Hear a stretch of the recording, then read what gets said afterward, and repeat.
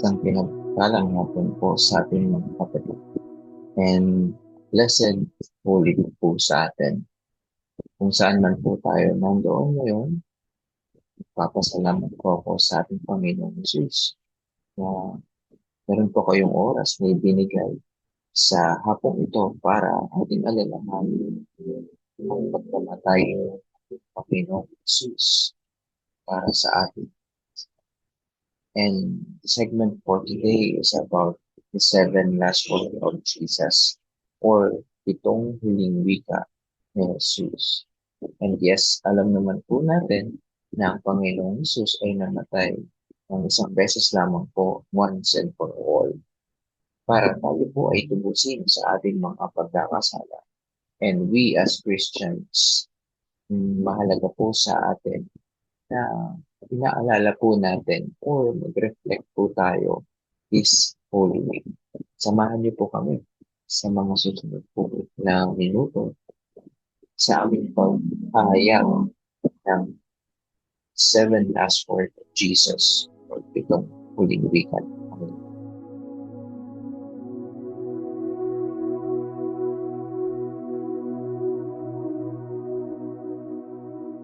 Una po sa ating pitong huling wika ng Panginoong Jesus ay ating makikita sa Luke 23:34. Ang sabi dito, Jesus said, "Father, forgive them, for they know not what they do." And they cast lots to divide his garments. Mapapansin po natin sa ating verse, mga kapatid, ang salitang "for they know not what they do" or sa Tagalog ay hindi nila alam ang kanilang ginagawa. Ito po ay para sa mga taong tumutuligsa at yung mga taong ito ay yung gusto siyang ipapako sa krus. Hindi nila alam ang kanilang ginagawa sapagkat sa panahon iyon ay nalalaman lamang nila ay si Jesus ay nararapat ipapatay sapagkat sinabi sa bandang taas ng verse 23 na siya ay inaakusahan nila na inililigaw ang mga tao ng panahong yon at si Jesus daw ay nagbabawal ng pagbayad ng buwis sa emperador. At sumabay na rin po dito ang udyok ng mga Pariseo na ipursige, no? Na ituloy ang pagpapapako kay Jesus sa krus. Kahit na po na si Poncio Pilato ay mismo hindi makitaan ng probable cause na si Jesus ay guilty sa kanilang mga paratang. Sa katunayan pa nga po is mas ginusto pa nilang mapalaya ang kriminal na si Barabbas, no? Ganyan po madidescribe natin ang karakteristik ng tao na nabubuhay ng panahon ngayon kasama ang ating Panginoon. Hindi po talaga nila alam ang kanilang ginagawa. And makikita natin dito na napakaganda ng sinabi ng ating Panginoong Yesus na kanyang iwinika sa amang nasa langit na sila ay patawarin.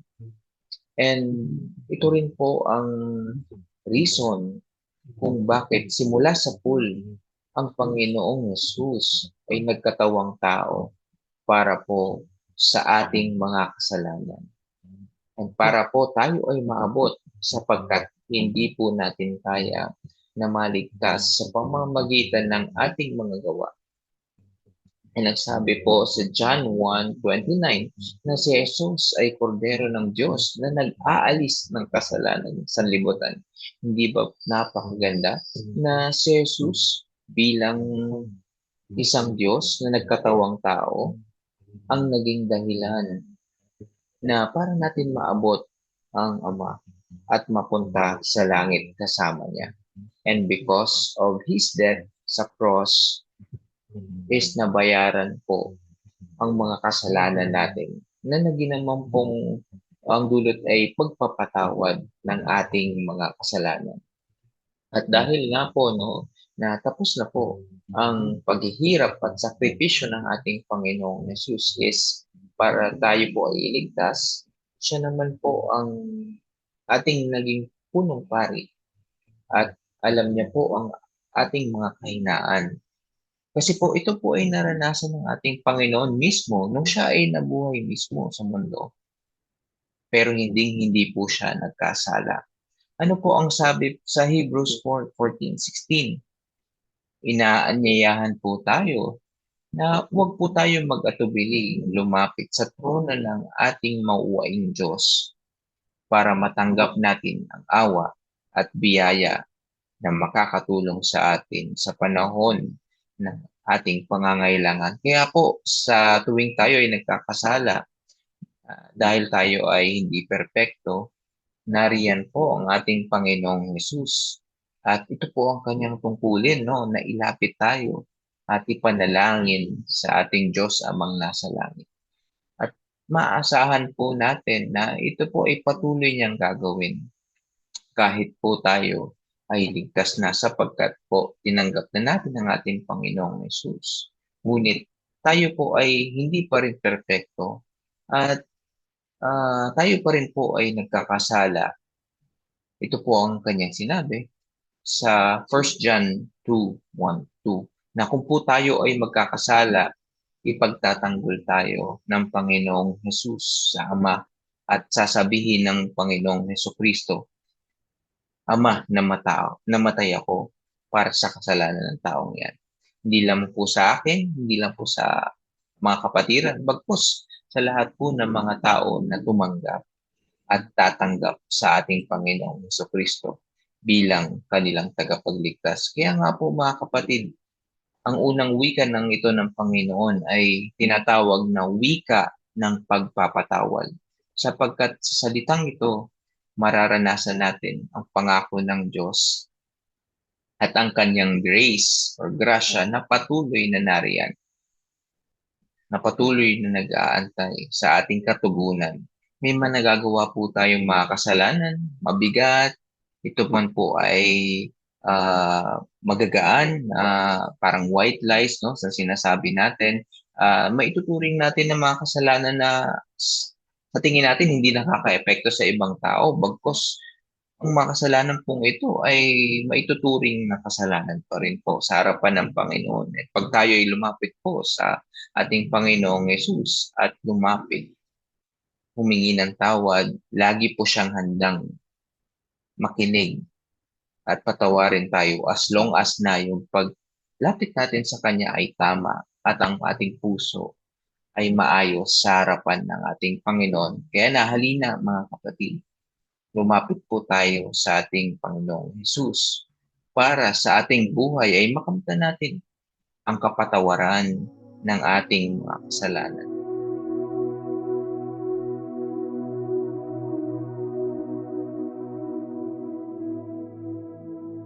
Ang pangalawang wika ng ating Panginoong Hesus ay makikita natin sa Luke 23:43. And he said to him, Truly I say to you, today you will be with me in paradise. Sa Tagalog po na translation ay sabi dito, sumagot si Jesus, sinasabi ko sa iyo, isasama kita ngayon sa paraiso. Sino po kaya ang taong ito na kanyang sinabihan na isasama niya sa kanyang paraiso?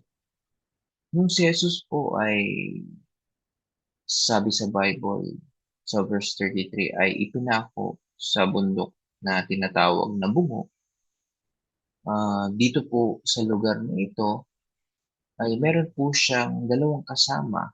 Sila po ay sinasabing mga kriminal and sila din po ay pinatawan ng kamatayan kasama ng ating Panginoong Hesus.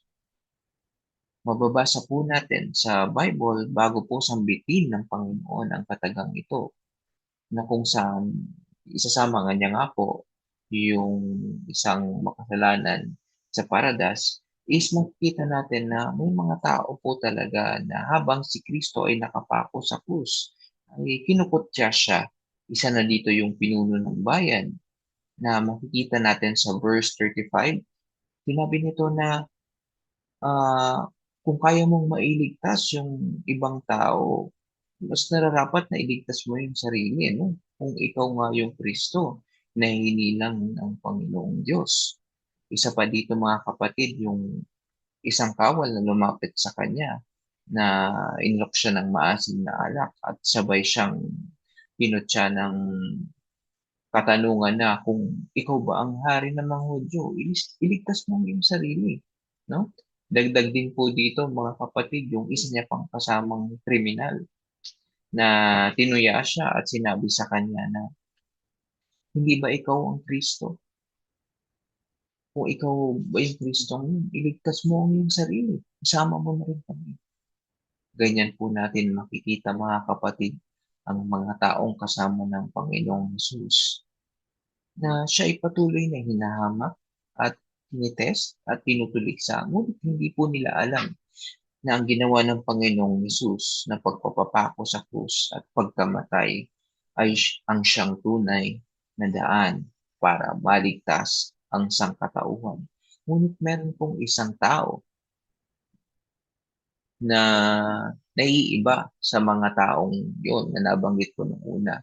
Hindi niya pinutya ang Panginoon. Sa halip, sinaway niya pa ang mga to at yung kapwa niya, kriminal.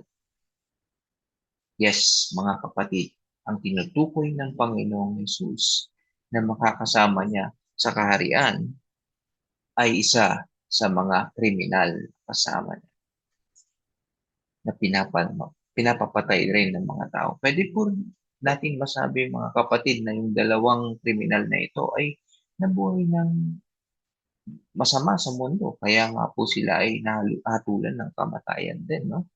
At dahil nga sa kanilang kasamaan ay natural lang po na hindi sila karapat-dapat sa paraiso ng Diyos o sa langit. Ngunit napakaganda and it's truly amazing na makita mga kapatid kung saan ang Panginoong Jesus sinabi niya sa taong ito na isasama niya ito sa paraiso. Sapagkat bago po siya mamatay ay lumapit siya sa Diyos. Inamin niya na siya ay makasalanan na makikita natin sa verse 14, kapatid, nung naniniwala siya na si Jesus ay hari, no? At gusto niyang makasama ito sa kanyang kaharian. Iba po at napakaganda ng inoffer ng Panginoon sa ating matiyak na kaligtasan. At ang kaligtasan ito ay hindi nakabatay po sa ating mga gawa, maging mabuti man ito o masama. Ito po ay nababatay lamang sa pagkilala at pananampalataya natin sa ating Panginoong Jesus. And yung tumanggap nga ng kriminal ay makikitaan natin yung dalawang traits, no? Una, inamin niya na siya ay makasalanan kasi nung kinonfront niya yung isang makasalanan na dapat lang sa atin na maparusahan sa ating mga ginawa. At ang pangalawa is nagpakumbaba po, tinanggap niya po ang Panginoon bilang hari sa kanyang buhay. Kaya nga po mga kapatid, wala po talaga tayong may pagmamalaki sa harapan ng Panginoon. Maliligtas lamang po tayo, hindi sa ating gawa, kundi sa ating pananampalataya.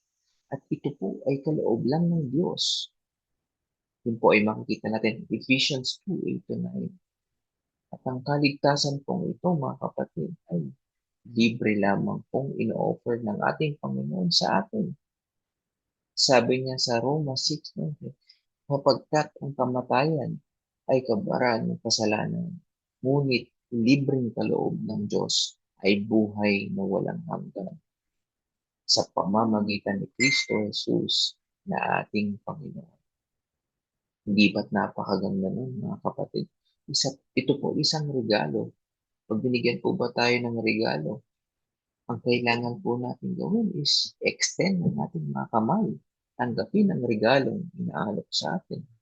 Yung tunay nga, nasa wikang ito ng Panginoon na siya lamang po ang nag-o-offer ng tiyak na kaligtasan.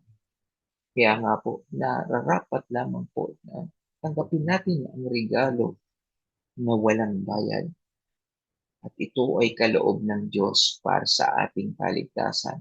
At ito po ay tiyak, garantisado. kagaya na lamang ng pagtanggap ng makasalanang magnanakaw na kasama ni Jesus. At pag atin po itong ginawa, mga kapatid, tayo po ay may tiyak na kaligtasan at ang Panginoon ay masayang i-welcome tayo sa kanyang paraiso.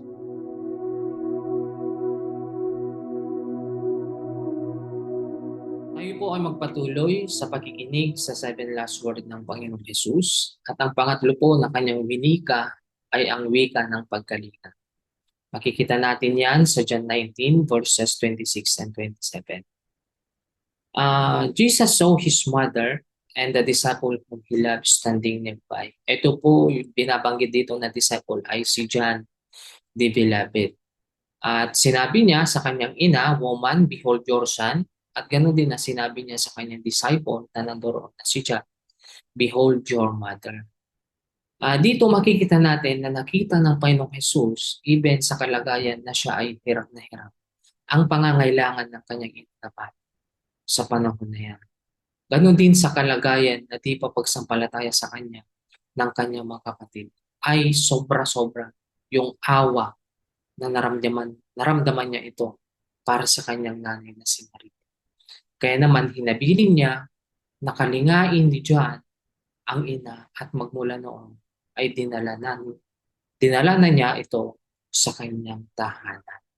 At makikita natin sa John 7, yung mga kapatid na Jesus na hindi naniniwala sa kanya dahil sa sinabi sa kanya ng mga ito, "Umalis ka na at pumunta ka sa Judea upang makita ang alagad mo ang mga ginagawa." Ito po ay sa panahon na ang Panginoong Jesus ay dumating sa Galilea.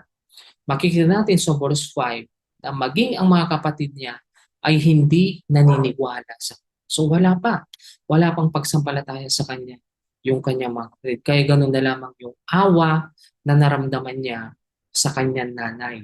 Bukod sa balo na siya, ay hindi pa niya kaisa sa pananampalataya yung kanyang mga kapatid. At ganun din, makikita natin sa 1 Timothy chapter 5, verse 5, na yung mga byuda na nangangailangan ay naiwan ng nag-iisa.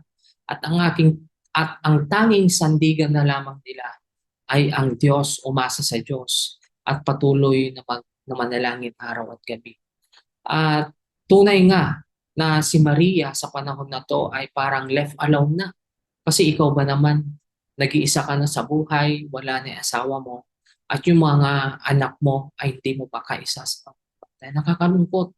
Kaya yun ang nakita ng Panginoong Jesus sa kanyang nanay. Kaya nga, sobra-sobra yung kanyang naramdaman na. At hindi naniniwala kasi sa Panginoong Jesus yung kanyang mga kapatid. At sa panahon na itong mga kapatid ay mamamatay na ang Panginoong Jesus. Kaya ganun na lamang yung nakita niyang pangangailangan ng kanyang nanay.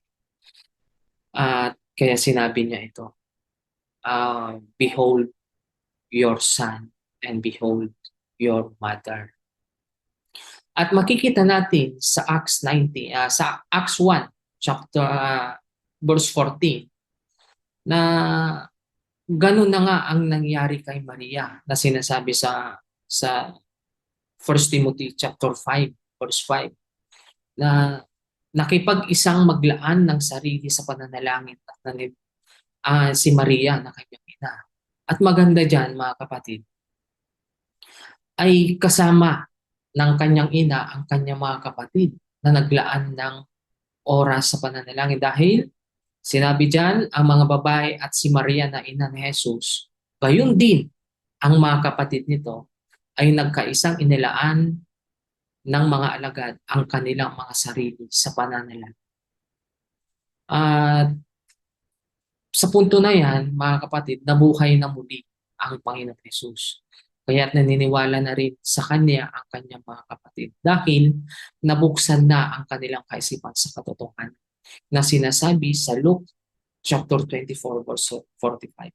Binuksan ng Panginoon ang kanilang kaisipan para maunawaan ang kasulatan ng mga disipulo at naniniwala ang kapatid na kasama John, yung kanyang mga kapatid naniwala sa kanya dahil nabuksan yung kanilang mga kaisipan. Kasama sila sa pagtitipon. Kaya mga kapatid, alam ng Panginoon ang ating sitwasyon sa buhay at mga pinagdadaan at makakaasa tayo na may nakahanda siyang para solusyon. At sa simbahan niya, nais niya na tunguhan natin dahil doon natin siya makakatapos.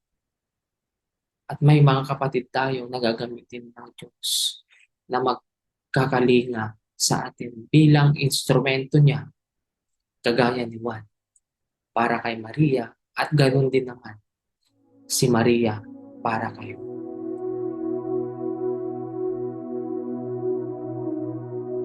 Pang-apat po na winika ng Panginoong Hesus ay ang wika ng pangungulila na makikita natin sa Mateo 27 verse 46. About the ninth hour, Jesus cried out with a loud voice, saying, Eli, Eli, lema sabachthani. That is, my God, why have you forsaken me? Sinabi sa Tagalog, Eli, Eli, lama sabachthani. Ang ibig sabihin ay, Diyos ko, bakit mo ako pinabayaan? Inabando na siya ng Diyos sa panahon na yan. Dahil sa puntong ito, ang ating mga kasalanan ay nasa Panginoong Hesus. Inangkin o pasan-pasan na niya ang ating mga kasalanan. At pinapahiwatig niyan sa verse 45 nung nagdilim yung kapaligiran. Makikita natin yun. Talagang inangkin na niya sa oras na yan yung ating mga kasalanan.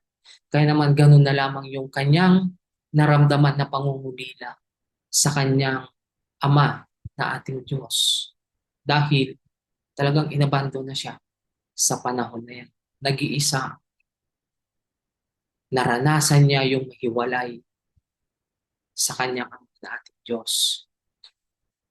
Yung pag-abandona sa kanya ng Diyos ay dahil sa ating kasalanan. Ibinaba ng Diyos Ama yung kanya po na dapat tayo ang tatanggap. But si Jesus ang tumanggap. At necessarily, mga kapatid, yung pag-abandona o pagkawalay sa kanya sa Diyos Ama. At kung makikita natin ang sinabi ng Diyos sa Isaiah 53 verse 6, lahat ng ating kasalanan inilagay sa Panginoong Hesus. At yun ang dahilan ng pagkawalay niya sa Diyos na kanyang Ama. Kaya ganun na lamang yung kanyang pangungulila. Talagang iniyak niya eh. Iniyak niya ng malakas, Diyos ko, bakit mo ako pinabayaan? Dahil nga, yan yung dulot ng kasalanan na kanyang inangkin na dapat tayo ang tatay. Naranasan niyang mawalay sa Diyos o sa kanyang Ama na ating Diyos. At ganun din ang sinasabi niya ulit sa Isaiah 59 verse 2 na kasalanan ang nagiging dahilan ng pagkawalay ng tao sa Diyos. Ayan. At yung nangyari sa Panginoong Hesus, kung bakit siya sumigaw ng pangungulila sa Diyos, na kanyang iniwan siya dahil sa ating mga kasalanan na kanyang inangkin o dinala para tayo ay bigyan naman ng magandang sitwasyon sa o masayang buhay. At makikita natin sa 2 Corinto chapter 5 verse 21, itinuring niyang nagkasala siya nang hindi nakaranas ng kasalanan. Ang Panginoong Hesus po ang binabanggit dito. Upang sa pamagitan niya tayo ay ituring na matuwid sa harapan ng Diyos. Alang-alang sa atin, ang Panginoong Hesus na walang kasalanan ay naging makasalanan para sa pamagitan niya ay makamtan natin ang katuwiran ng Diyos. Ituturing tayong matuwid ng Diyos dahil sa Panginoong Hesus. Inangkin niya, inalis niya yung ating mga kasalanan. Inako niya eh.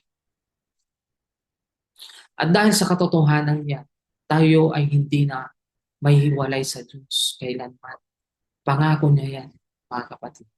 Di na niya tayo iiwan ng pababayaan. Makikita natin yan sa Hebrews 13 verse 5. Sabi diyan ng Diyos, hindi kita iiwan ni pababayaan. Pangako niya yan, mga kapatid. Pangako na ng Diyos. At in-affirm yan sa Romans 8:23, 8 verse 38 to 39. Wala nang makapaghiwalay sa atin sa pag-ibig ng Diyos. Kung makikita nyo dyan, mga kapatid, sa verse 38, kamatayan o buhay, mga anghel, hindi yan. Pamunuan, hindi yan. Bagay na kasalukuyan, hindi yan. Even ang mga bagay na parating, hindi yan. Maging ang mga kapangyarihan, kataasan o kalaliman, hindi yan. Kahit anumang bagay na nilikha ay hindi makakapaghiwalay sa atin sa pag-ibig ng Diyos. At yun ay dahil sa Panginoong Hesukristo na siyang umako o umangkin sa ating kasalanan. Siya ang tumanggap na dapat tayo ay tumanggap. Siya ang tumanggap ng kaparusahan para sa atin. Kaya naman, mga kapatid, mahalin at pahalagan natin ang Panginoong Jesus na siyang umako sa ating mga kasalanan upang tayo ay magkaroon ng masaya at pinagpalang buhay habang tayo ay sumusunod at naglilingkod sa Kanya ng tapat.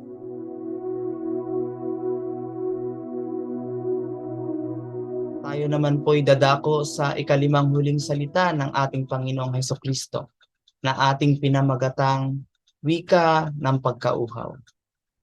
Atin itong mababasa at makikita sa Juan chapter 19 verse 28. Sabi dito, alam ni Jesus na naganap na ang lahat ng mga bagay. Kaya't upang matupad ang kasulatan ay sinabi niya, nauuhaw ako.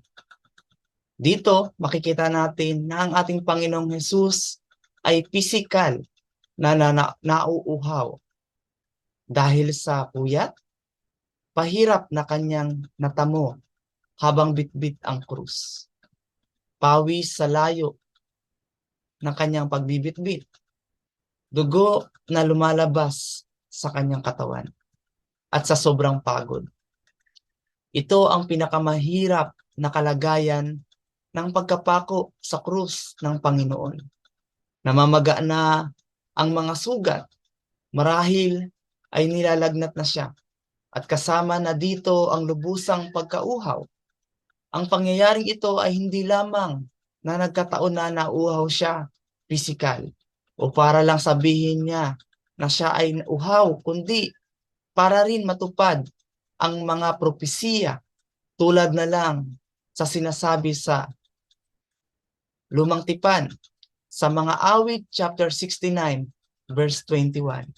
Sabi dito, sa halip na pagkain ng ako'y magutom, ang dulot sa akin mabagsik na lason, suka at ditubig ang pinainom. At sa panahon na ito, nangyari ang propesiya. At ganun nga ang ginawa ng isang kawal nang narinig niya ito. Pakikita natin sa Mateo chapter 27 verse 34. Sabi dito, binigyan nila si Jesus ng maasim na alak na hinaluan ng apdo upang inumin. Nang matikman niya ito, ayaw niya itong inumin. At ganun din naman sa chapter 27 verse 48. Maisang tumakbo kaagad at kumuha ng sponge. Binasa ito ng maasim na alak. Inilagay sa dulo ng isang patpat at pinasipsip kay Jesus. Tinanggihan dahil hindi maganda ang lasa. At sabi nga ng mga scholar, Marahil ito ang pinaiinom ng mga sundalo para makayanan ng hirap ng mga pinapako nila. Hindi iniinom ng Panginoon dahil kung iinumin niya ito, ay magkakaroon siya ng lakas at hindi matutupad ang propesiya kung hindi siya mamamatay. At isa pa ay hindi siya pwedeng umabot sa araw ng Sabat dahil kanilang binabali ang binti ng mga nakapako sa krus pag umaabot sa araw ng Sabat. Sabi nga sa Juan chapter 19 verse 31 to 33, noon ay araw ng paghahanda, ang araw ng Sabat, na iyon ay dakila. Ang mga katawan ay hindi dapat manatili sa krus sa araw ng Sabat. Kaya nga, ang mga Hudyo ay humiling kay Pilato na kanilang baliin ang mga binti ng mga ipinako sa krus upang sila ay maalis. Dumating nga ang mga kawal at binali ang mga binti ng una. Ganon din ang ginawa sa isa na kasama niyang ipinako. Ngunit pagpunta nila kay Jesus, nakita nilang siya ay patay na, kaya hindi na nila binali ang kanyang mga binti. Makikita natin ang kabutihan at pagmamahal ng Panginoon sa bawat isa sa atin. Pinili niyang maghirap at mamatay para sa atin. At sa isang banda, ang Panginoon na hindi lamang nauuhaw pisikal, kundi siya rin ay nauuhaw emosyonal. Bakit emosyonal? Marahil sa pag-ibig ng mga taong pinaglingkuran niya. Ginawan niya ng mabuti. At marahil ay yung iba ay pinagaling niya sa kanilang sakit at karamdaman. Ang iba ay nakita rin ang mga himala na kanyang ginawa. At minahal niya ang mga ito. Pero sa puntong ito, ay karamihan ay sumigaw at nakiisa sa kanyang pagkapako sa krus. Nakakalungkot. At hindi lamang uhaw pisikal, hindi lamang uhaw emosyonal, kundi pagkauhaw espiritual. Ang ating Panginoon ay uhaw espiritual. Siya ay uhaw sa kaligtasan ng mga tao na siyang kanyang labis na hinahangad, na magkaroon ng buhay na walang hanggan sa pamagitan niya at magkaroon ng tunay na kaligayahan. Sa ating paggunita sa sakripisyo at pagmamahal sa atin ng Panginoon, ay tugunan natin ng walang hanggang pasasalamat, pagsamba, pagsunod, at matapat na paglilingkod. Huwag ang pampamanhid na ibinigay ng mga sundalo. Huwag tayong maging manhid sa kabutihan ng Diyos sa atin. Huwag nating baliwalain ang kanyang ginawa sa bawat isa sa atin. Kaya purihin ang Panginoon sa kanyang kabutihan.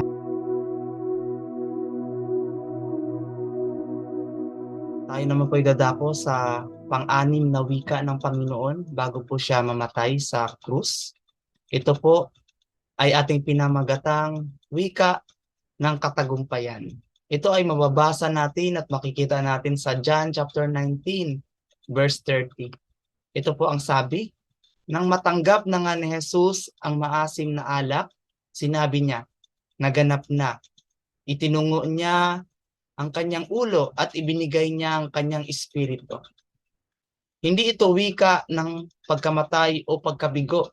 Sa halip, ito ay wika ng pagtatagumpay dahil natapos na ng Panginoon ang dapat niyang gawin, dulot ng kanyang kamatayan. Number 1, bakit nga ba nasabi natin na ito'y wika ng katagumpayan? Meron pong mga dapat nating matutunan. Number 1, natugunan niya na maging matuwid ang tao. Sapagkat sabi nga sa Romans chapter 3 verse 10, ayon sa nasusulat, walang matuwid, wala kahit isa. At dahil walang matuwid, sabi sa Romans 3 verse 23, sapagkat ang lahat ay nagkasala at walang sino mang nakaabot sa kaluwalhatian ng Diyos. Subalit dahil sa pag-ibig ng Panginoon sa bawat isa sa atin, sabi sa Romans 3 verse 22, ginagawang matuwid ng Diyos ang lahat sa pamamagitan ng kanilang pananampalataya. kay Heso Kristo. Kaya kung tayo ay sumasampalataya, nasunod sa ating Panginoon, tayo ay nagiging matuwid sa harapan ng Diyos. At tiyak na mayroon tayong katagumpayan. At mayroon pong pangalawa, natugunan niya ang kabayaran ng kasalanan na hinihingi ng kautusan. Sapagkat sabi sa kanyang mga salita sa Romans 6:23, sabi doon, ang kamatayan, ang kabayaran ng kasalanan. Sabi po dito, ito ay sapagkat ang kabayaran ng kasalanan ay kamatayan. Ngunit ang walang bayad na kaloob ng Diyos ay buhay na walang hanggan kay Kristo Jesus na ating Panginoon. At mayroon tayong pangatlo, natugunan ng puot at galit ng Diyos. Tayo ay kaaway ng Diyos at tatanggap ng puot niya. Ngunit, dahil sa pagmamahal ng ating Panginoon, sabi sa Romans 5 verse 8 to 10, ngunit ipinakita ng Diyos ang kanyang pag-ibig sa atin na nang tayo ay makasalanan pa. Si Kristo ay namatay para sa atin. Higit pa riyan, tayo ngayon ay pinaging matuwid sa pamagitan ng kanyang dugo. Kaya nga, tayo ay maliligtas sa puot sa pamamagitan niya. Ito ay sapagkat nang tayo ay kaaway ng Diyos, ipinagkasundo tayo sa Kanya sa pamamagitan ng kamatayan ng Kanyang anak. Higit pa riyan, ngayon tayo ay pinagkasundo. Tayo ay maliligtas sa pamamagitan ng buhay ng Kanyang anak. Ganun po ang ginawa ng Panginoon. Sinakripisyo niya ang Kanyang buhay para tayo ay maligtas. Maligtas sa katakot-takot na kaparusahan. At pang-apat ay ito po, napalaya tayo sa pagiging alipin ni Satanas. Pinalaya sa kamatayan at kay Satanas. Makikita natin yan sa Hebreo chapter 2 verse 14 to 15. Sabi sa verse 14, dahil sa ang mga anak na tinutukoy niya ay tao, naging tao rin si Jesus at tulad nila'y may laman at dugo. Ginawa niya ito upang sa pamamagitan ng kanyang kamatayan ay mawasak niya ang dyablo na siyang may kapangyarihan sa kamatayan. Sa pamamagitan din ng kanyang kamatayan ay pinalaya niya ang lahat ng tao na buong buhay nila inalipin ng takot sa kamatayan. Kaya sabi sa Mark chapter 10 verse 45, for even the Son of Man came not to be served, but to serve, and to give his life as a ransom for many. Hindi na natin kailangan magpapako pa sa krus at magpenitensya para sa ating mga kasalanan, dahil ito ay malaking insulto o di pagkilala sa tinapos na nagawa ng Panginoon sa krus.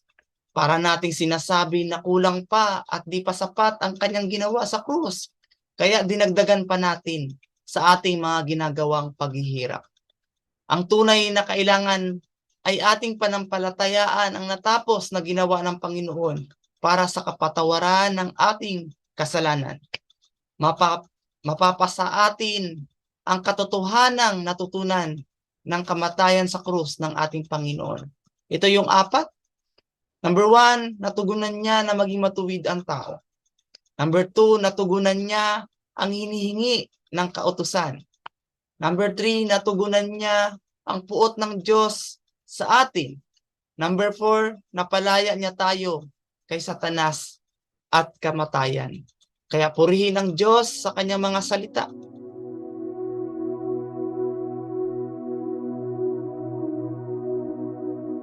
Tayo na po ngayon ay nasa huling wika ng Panginoong Hesus at ito ay pinamagatan po nating wika ng pagtitiwala. At makikita natin ito sa Book of Luke chapter 23 verse 46. Then Jesus, calling out with a loud voice, said, Father, into your hands I commit my spirit. And having said this, he breathed his last. At sa Tagalog naman po, sumigaw ng malakas si Jesus, Ama, sa iyong mga kamay pinagkakatiwala ko ang aking espiritu. At pagkasabi nito'y nalugatan siya ng hininga. Ang ikapitong wika ni Jesus, Ama, Sa iyong mga kamay pinagkakatiwala ko ang aking espiritu. Makikita natin dito, ang ating Panginoong Hesus ay nasa sitwasyon siya na malapit na siyang malagutan ng hininga. Malapit na pong mamatay. At sa kabila ng kanyang pinagdaraan ng hirap at sakripisyo, sa krus ng Kalbaryo, ay may natitirang lakas pa rin siya para sumigaw sa huling pagkakataon. Siya ay determinado na dapat yung kanyang huling salita ay dapat mapakinggan at madinig ng bawat taong naroroon, na ito'y sigaw ng tagumpay, na kung saan ganap nang ipinagkatiwala ni Jesus ang kanyang buhay sa kanyang Ama. Ito'y salita ng may labis na pagtitiwala sa kanyang Ama. Hindi lamang sa buhay at paglilingkod, maging sa kanyang kamatayan, ay itinitiwala niya ang lahat sa kamay ng kanyang Ama. Kung mapapansin natin dito mga kapatid, kahit na si Jesus ay nabayubay sa krus ng Kalbaryo, siya ay nasa bingit na ng kanyang kamatayan, ang salita pa rin ng Diyos yung namumutawi sa kanyang bibig. It's interesting to note mga kapatid, kung ating titingnan yung kanyang kalagayan, he was dying. He was in pain. He suffered too much. Pero sa kabila ng lahat ng iyon na kanyang pinagdaanan, salita pa rin ng Diyos ang nasa kanyang puso at nasa kanyang isip. At ito'y nakakamangha. Dahil kung titingnan po natin sa banal na kasulatan, yung kanyang sinabi na, Father, into your hands I commit my spirit. This is also a same context sa Psalm 31 verse 4 to 5. Dahil bago pa man maganap ito, ito'y nakatala na sa lumang tipan na talagang mangyayari. Ito sa Panginoong Hesus ang kanyang sasapitin. Sa Psalm 31, if you read this verse mga kapatid, sinulat po ito ni Haring David dahil sa panahon niya, siya ay surrounded ng mga kaaway. At ito yung kanyang panalangin na binanggit niya. In same context dito sa ating talata. That is why Jesus, quoting this verse, sinasabi niya sa kanyang Ama, Father, you are my refuge, and into your hands I commit my spirit. You have redeemed me, O Lord. These words written by King David, who also demonstrated yung kanyang malalim na pagtitiwala sa kanyang Ama. Kahit nasa kauling-hulihan niyang hininga, si Jesus po ay naging masunurin. At dahil sa pagiging tapat ni Jesucristo sa kanyang Ama hanggang sa kanyang kamatayan, ay ginamit ito ng Diyos para maniwala at masaksihan ng mga taong naroroon na siya nga ay tunay na anak ng Diyos. At makikita po natin yan sa aklat ng Mateo chapter 27, verse 54 to 56. Ito'y nakita at nasaksihan ng senturyon at ang mga kasamahan niyang nagbabantay kay Jesus. Ang lindol at ang mga pangyayaring naganap. Kaya naman sila'y nagpahayag ng ganito. Totoo ngang ito ang anak ng Diyos. At hindi lang mga senturyon ang nakasaksi. Ang sabi po doon, may mga babaeng naroroon din ang nakakita.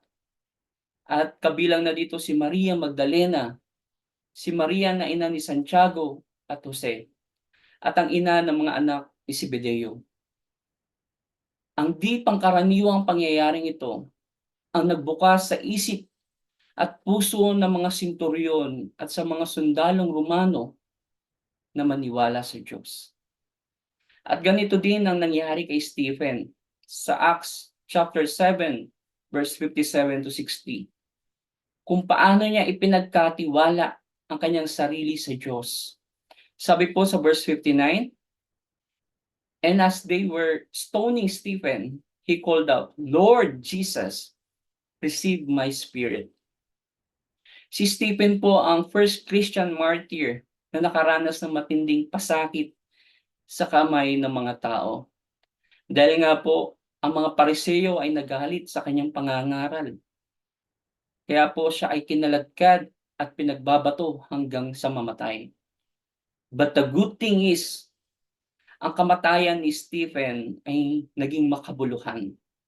Sabi po sa verse 58, pagkatapos siya kinaladkad nila palabas ng lungsod at dooy pinagbabato, inilagay ng mga saksi ang kanilang mga damit sa paanan ng isang kabataang lalaki na ang pangalan ay Saulo, na kung saan ay tinatawag po nating Pablo. Yung paglagay ng damit sa paanan ni Saulo o ni Pablo ay may malaking impact at significance sa kanyang pagkatao. At ako po ay naniniwala, ito ay ginamit ng Diyos para simulang kilusan si Pablo na naging saksi sa kamatayan at paghihirap ni Stephen. And fast forward po, the Lord used Apostle Paul mightily and spiritually sa paglilingkod. From persecutor ng mga Kristiyano to apostle of Gentiles. And nakapagsulat pa ng 3/4 ng New Testament. Kaya sino po ang mag-aakala na itong taong ito na kumakalaban sa Diyos at pumapatay ng mga Kristiyano ay may pangarap at plano ang Diyos na malaki at dakila na maghihirap at magtatapat para sa gawain ng Diyos. Ganon din sa atin mga kapatid. Sinasabi rin ng salita ng Diyos na tayo ay tumulad sa Panginoong Hesus na naglilingkod at naging masunurin hanggang sa kamatayan. Ang sabi po sa Philippians chapter 2 verse 8, "And being found in human form, he humbled himself by becoming obedient to the point of death, even death on a cross." Opo, hindi madali kung titingnan natin. Marami tayong pagdaraan ng hirap, sakit, palalait, rejection na galing sa mga tao. Pero ang pangako ng Panginoon ang ating panghahawakan na He will never leave us nor forsake us. And He is always within us, even unto the end of the world. Ang aking ipinapanalangin mga kapatid, na ating ipagkatiwala sa Diyos ang lahat. Let's surrender everything to God's care. Our lives, our worries, our fears, even sa ating kamatayan. Kagaya ng Panginoong Hesus at ni Stephen na unang namatay para sa Panginoon, tayo rin ay magtatapat at susunod hanggang sa huli nating hininga. Dahil nandito na po tayo sa takbuhin itong mga kapatid, tapusin na po natin ito ng maluwalhati upang makamit natin ang gantimpala na nilaan ng Panginoon para sa atin at mapakinggan natin ang mga salitang ito sa bibig ng ating Panginoon. Well done, good and faithful servant. At sa ating pagwawakas, 3 lesson po sa lahat ng ating tinalakay. Ang una po, nakita natin yung passion ni Jesus sa salita ng Diyos at sa pananalangin. Isang mensahe po na habang binubulay ko po ito, yung pong 7 wika, ang katotohanan po doon, kung mapapansin po natin, tatlo po doon ay panalangin. Yung unang wika is a prayer. Yung pang-apat is a prayer. Yung huli is a prayer. Lahat ng mga yon ay prayer. And it is amazing, mga kapatid. Dahil nagsimula ang ministry ni Jesus, nagpa-fasting. Natapos ang ministry niya, siya ay nananalangin. Yes, he was in pain. He was bleeding. But the Word of God is still lingers into his heart and into his mind. Jesus lives by God's Word. And he died by God's Word. Ang dalangin ko po na laging may salita ng Diyos sa mga puso natin. Mag-imbak po tayo ng maraming salita ng Diyos dahil kakailanganin po natin yan. Dahil wala pong ipapaalala sa atin ang banal na Espiritu na salita kung wala po tayong itinanim sa ating mga puso. At ang pangalawa po, nakita natin yung malalim na relasyon sa kanyang ama. Malalim na malalim po ang relasyon niya sa kanyang ama. Na laging bukang bibig niya ang salitang, My Father. Nawa sa oras na ito, masukat natin ang lalim ng relasyon natin sa ating Diyos. Because how we address God is simply shows gaano natin kakilala ang Diyos. How we address Him sa ating mga prayers. Ang panalangin ko sa araw na ito, wala pong pinakamasarap na gustong marinig ng Diyos sa kalangitan, kundi yung tawagin natin siyang Father. At ang panghuli po, nakita natin yung kumpiyansa niya at pagtitiwala niya sa kanyang ama. Kahit nasa kanyang huling hininga niya, ay pinagkatiwala niya ang kanyang sarili sa kanyang ama. And for us, mga kapatid, kung darating man yung pagkakataon na tayo ay kukunin na ng Diyos, tayo po ay confident na isang araw, isasara natin ang ating mga mata. Pero alam natin, didilat ang ating mga mata sa piling ng ating tagapagligtas. Na wala nang ibang lugar na ligtas, kundi sa kamay ng ating Diyos na makapangyarihan. Ang lahat po ng ating narinig ngayong hapon na ito ay iisa lang po ang direksyon nun. Gusto tayong anyayahan ng mga mensaheng iyon sa tagapagligtas. Nawa ngayong hapong ito, habang binubulay natin ang mga mensaheng ito, naway muling masabi natin, Lord Jesus, I surrender all. Lord Jesus, I give my all in all to you this afternoon. God bless po sa ating lahat, mga kapatid.